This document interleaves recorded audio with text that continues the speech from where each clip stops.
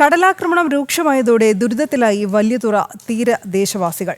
വീടടക്കം പൂർണ്ണമായി കടലെടുത്തിട്ടും അധികൃതരുടെ ഭാഗത്തുനിന്ന് നടപടി ഉണ്ടാകുന്നില്ല എന്നതാണ് പ്രദേശവാസികളുടെ പരാതി. നിലവിൽ 10ഓളം വീടുകളാണ് കടലാക്രമണത്തിൽ പൂർണ്ണമായും തകർന്നത്.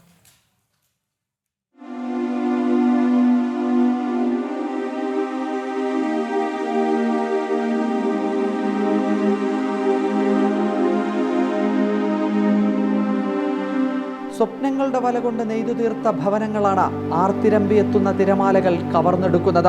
സമരങ്ങൾ പലതു ചെയ്തിട്ടും പരാതികൾ പലരോട് പറഞ്ഞിട്ടും എല്ലാം നഷ്ടപ്പെട്ട നിസ്സഹായതയിൽ കണ്ണീരു മാത്രമാണ് ബാക്കി.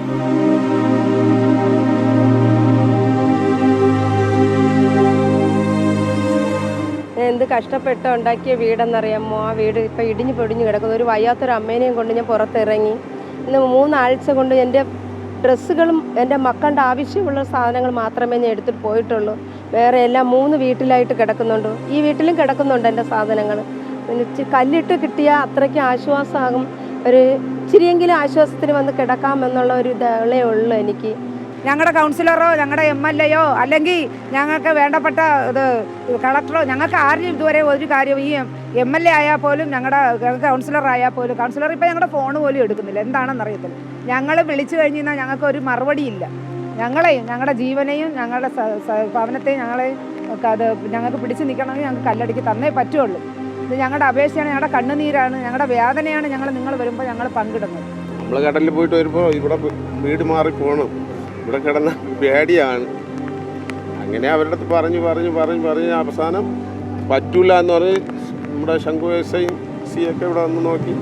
അവർ പറഞ്ഞു പെട്ടെന്ന് ഇവിടെ റോഡ് ബ്ലോക്ക് ചെയ്യണ്ട, നോക്കാമെന്ന് പറഞ്ഞ് നേതാക്കന്മാരുടെ അടുത്ത് സംസാരിക്കാം എന്ന് പറഞ്ഞ് ഇത്രയും ദിവസമായി.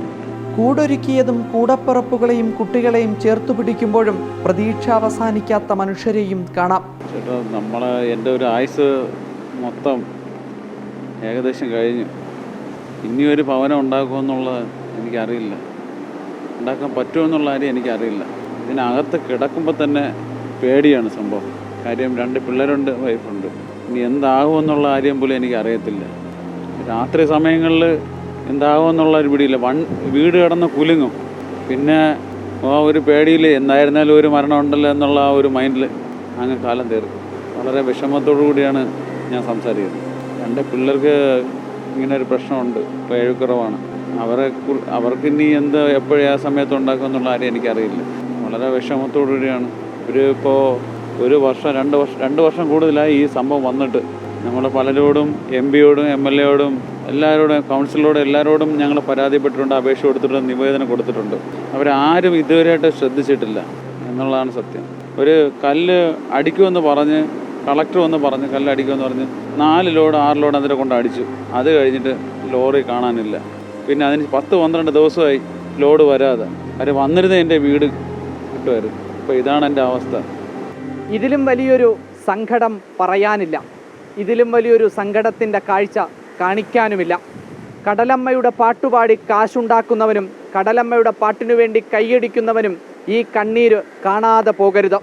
കടൽ തിരമാല വർന്ന് അടിച്ചു പോകുന്നത് ഒരു കുടുംബത്തിൻ്റെ ജീവിതത്തിൻ്റെ പ്രതീക്ഷകളെ തല്ലിക്കെടുത്തിയാണ്. ഇത് അധികാരികൾ കണ്ടു തന്നെയാകണം. ഈ കടൽ തിരമാലയുടെ ശക്തി കുറയ്ക്കുക തന്നെ വേണം. കടൽ തീരത്തു നിന്നും ക്യാമറമാൻ നിധിനൊപ്പം അഖിൽ പാലോട്ടുമഠം, ജനം, തിരുവനന്തപുരം.